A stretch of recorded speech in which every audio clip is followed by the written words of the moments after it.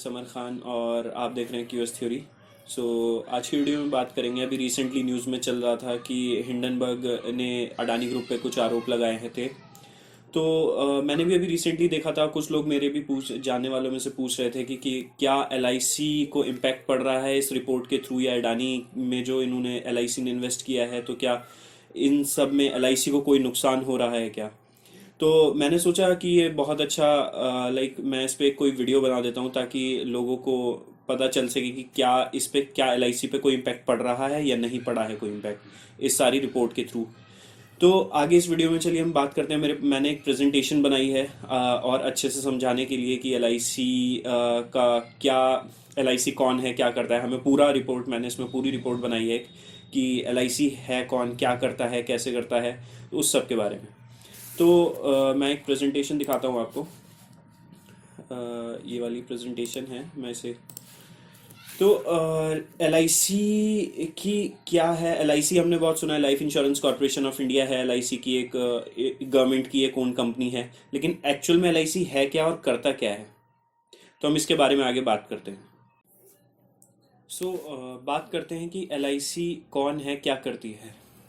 So life insurance corporation of India एक central public sector undertaking है जो ministry of finance और government of India के under आती है। अब जिसको पब्लिक सेक्टर अंडरटेकिंग नहीं पता है कि वो क्या चीज़ होती है, तो मैं आपको बता दूं कि पब्लिक सेक्टर अंडरटेकिंग वो कंपनीज होती हैं जो गवर्नमेंट ओन होती हैं, मतलब वो कंपनीज जो गवर्नमेंट ओन करती हैं। तो आगे खैर बात करते हैं।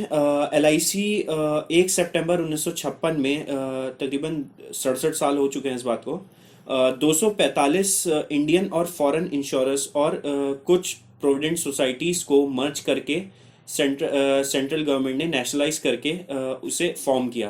तो 1 सितंबर 1956 में एलआईसी फॉर्म हुई। इसी के साथ ये इंडिया की सबसे बड़ी कंपनी बनती है, इंश्योरेंस कंपनी। तो अभी हमने बात की कि एलआईसी कौन है। अब आगे बात करते हैं कि एलआईसी करती क्या है एक्चुअली में। हम सबको पता है कि एलआईसी एक बहुत बड़ी कंपनी है, पूरे इंडिया में सबको पता है, बहुत बड़ा नाम है।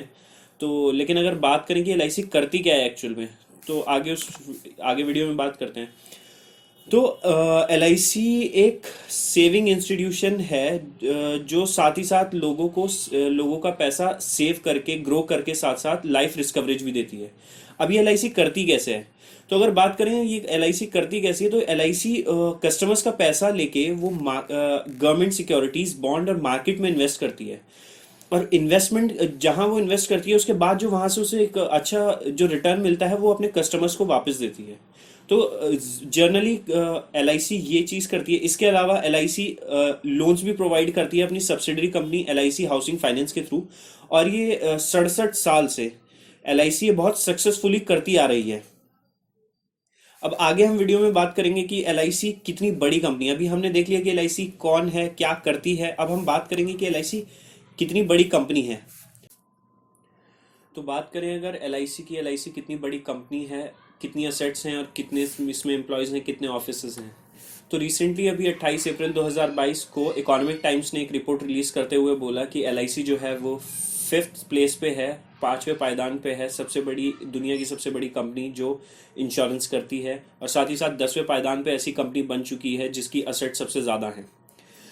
4 जनवरी 2022 में बिजनेस स्टैंडर्ड ने भी सेम ऐसे ही कुछ आसपास लगभग की एक रिपोर्ट निकाली, जिसमें उसने बताया कि एलआईसी की एसेट्स इतनी ज़्यादा हो चुकी हैं कि कुछ देशों की जीडीपी से भी ज़्यादा। तो मैंने गूगल पे जाके अपना नॉर्मली सर्च किया, मैंने देखे कुछ ऐसे देश, कौन से वो देश हैं जिसकी एलआईसी से कम जीडीपी है एलआईसी की एसेट से। तो उसमें से कुछ नाम निकल के आए हैं, जैसे अफगानिस्तान, पाकिस्तान, नेपाल और भूटान। तो तकरीबन बिजनेस स्टैंडर्ड का ये बताना था कि तकरीबन ये 35 से 40 लाख करोड़ के आसपास की एलआईसी की एसेट्स हैं। अब बात करते हैं अगर इनके ऑफिसेस की और इनके एजेंट्स की। तो ये जो मैप मैंने लिया है, ये जो पूरा डायग्राम है, ये मैंने एलआईसी की साइट से लिया है, इनके ऑफिशियल साइट से। तो इनका सेंट्रल ऑफिस 1 है, जोनल ऑफिस 8 हैं, इसके डिविजनल ऑफिस 113 हैं पूरे ऑल ओवर इंडिया में। ब्रांच ऑफिस जो है इनके 2048 हैं। सैटेलाइट ऑफिस जो है इनके 1572 हैं। पीएनजीएस यूनिट जो इनके 77 हैं। ट्रिपल एस यूनिट इनके 4 हैं। टोटल जो इनका होता है 3823 ऑफिसेज होते हैं ये पूरे ऑल ओवर इंडिया। और एज पर द रिपोर्ट 31/7/2022 के अभी तक एलआईसी में 13,37,023 एजेंट्स अभी तक एक्टिव हैं। तो ये काफ़ी ह्यूज नंबर है कि 13,37,023 is a very huge number जो एजेंट्स अभी तक एक्टिव हैं एलआईसी में। अब अगर आगे बात करें कि एलआईसी मार्केट कितना होल्ड करता है इंश्योरेंस कंपनीज में, तो फाइनेंशियल ईयर 2022 में अगर हम बात करें तो एलआईसी का मार्केट शेयर जो था वो तकरीबन 63.25 था। तो तकरीबन एलआई पूरे इंडिया में 57 कंपनीज हैं जो इंश्योरेंस करती हैं और 24 ऐसी कंपनीज हैं जो खाली लाइफ इंश्योरेंस करती है, और उसमें से इकलौती एलआईसी है जो पब्लिक सेक्टर अंडरटेकिंग है। तो it's a very huge number कि ये इतना बड़ा मार्केट होल्ड करता है। और इनका इस ग्राफ से इनका अनुमान लगाना ये है कि 2023 में ये परसेंटेज 63.25 से 67.72% हो जाएगी। तो एलआईसी अब आप देख चुके हैं कि एलआईसी कितनी बड़ी कंपनी बनती जा रही है। तो आगे अब हम बात करेंगे कि इसका कि ये एलआईसी जितनी बड़ी कंपनी है ये क्या प्रॉफिटेबल है या नहीं है। तो आगे इस बारे में हम बात करेंगे। तो बात करते हैं एलआईसी कितना प्रॉफिटेबल है। रिसेंटली अभी एक न्यूज़ की वजह से एलआईसी ने अपना कुछ डिस्क्लोजर करते हुए बताया है कि उसकी असेट जो हैं वो तकरीबन 41,66,000 करोड़ के आसपास की हैं। तो एलआईसी क्वार्टरली रिजल्ट्स भी अपने निकालता है कि उसकी कितनी अर्निंग्स और कितनी वही है। तो अभी बात करें अगर उसके प्रॉफिट की, तो क्वार्टरली उसका प्रॉफिट जो 14 नवंबर को उन्होंने रिलीज किया था वो तकरीबन 15,952 करोड़ रुपए के आसपास है, जो कि एक बहुत ह्यूज अमाउंट होता है।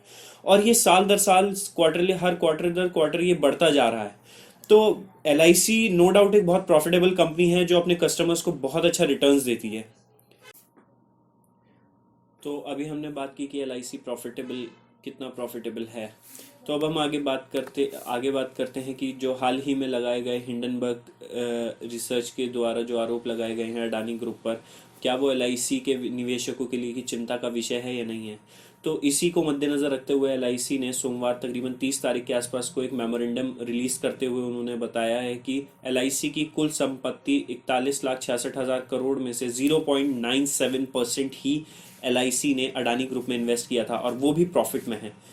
तो तकरीबन 35,917 करोड़ का उन्होंने बताया था कि 35,917 करोड़ इन्वेस्ट किए थे, और वो भी तकरीबन 54,000 करोड़ के आसपास अभी उनकी वैल्यू है। तो एलआईसी का मानना है कि ये कोई चिंता का विषय नहीं है उनके लिए। तो इसका सीधा सीधा मतलब यही होता है कि एलआईसी ने जब अडानी ग्रुप में निवेश किया था, शेयर्स उनके खरीदे थे, तो वो बहुत कम दाम पे खरीद रखे थे।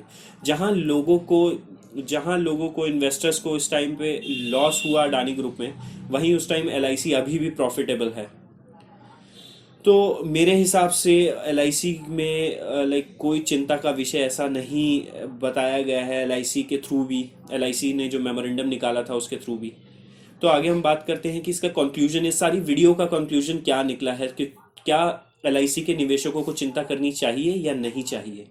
तो अगर बात करें कंक्लूजन की कि इस पूरी वीडियो का क्या कंक्लूजन निकलता है कि एलआईसी के निवेशकों को या एग्जिस्टिंग कस्टमर्स को क्या चिंता करनी चाहिए या नहीं करनी चाहिए, तो मेरे हिसाब से जब जो अभी तक मैंने रिसर्च की है उसके हिसाब से एलआईसी कोई इतनी छोटी कोई कंपनी नहीं है कि जिसे इस बात से डरा जाए कि अडानी हिंडनबर्ग ने क्या आरोप लगाया अडानी ग्रुप पे, और उसमें क्या एलआईसी को कोई नुकसान हुआ है या नहीं हुआ है। तो एलआईसी जो है, एलआईसी इतनी बड़ी कंपनी बन चुकी है, पूरे भारत के नस नस में बस चुकी है। एक छोटे से छोटे ज़िले से लेके, एक छोटे से छोटे सिटी से लेके बड़े बड़े शहरों तक में फैला हुआ है। ये एक छोटे आदमी से लेके बड़े आदमी तक का इंश्योरेंस हुआ है। तो एलआईसी एक बहुत बड़ी कंपनी बन चुकी है, एक बहुत तो मेरे हिसाब से कोई ऐसा चिंता का विषय नहीं होना चाहिए। जिस हिसाब से एलआईसी अपना इन्वेस्ट करती है, तो इसके पास बहुत अच्छे रिसर्च एनालिस्ट हैं जो पूरे जो लोगों का पैसा भी जब इन्वेस्ट करते हैं तो बहुत रिसर्च करके इन्वेस्ट करते हैं। तो मेरे हिसाब से कोई एज सच इतना इशू नहीं होना चाहिए कि अगर कोई मार्केट शेयर किसी कंपनी का, अडानी जैसी कंपनी का अगर गिर रहा है, किसी बाहर वाली कंपनी ने या बाहर वाले रिसर्च ऑर्गेनाइजेशन ने इस पर कोई आरोप लगाया है, और एलआईसी ने उसमें इन्वेस्ट कर रखा है, और एलआईसी खुद मानता है कि एलआईसी बहुत प्रॉफिटेबल है अभी भी, जहां उसने इन्वेस्ट किया है, जितने पोजीशन पे उसने इन्वेस्ट किया है, और कुल 1% लगाया है अपने पूरे एसेट्स का 41,66,000 करोड़ का। तो मेरे हिसाब से कोई इसमें इतना चिंता का विषय नहीं होना चाहिए, और जो एलआईसी में निवेश करना चाहते हैं वो निवेश कर सकते हैं। कोई ऐसा इतनी कोई परेशानी की बात नहीं है। तो अगर आपको हमारी वीडियो पसंद आई हो तो प्लीज़ लाइक कीजिएगा, सब्सक्राइब कीजिएगा और नीचे कमेंट कर दीजिएगा। Thank you so much.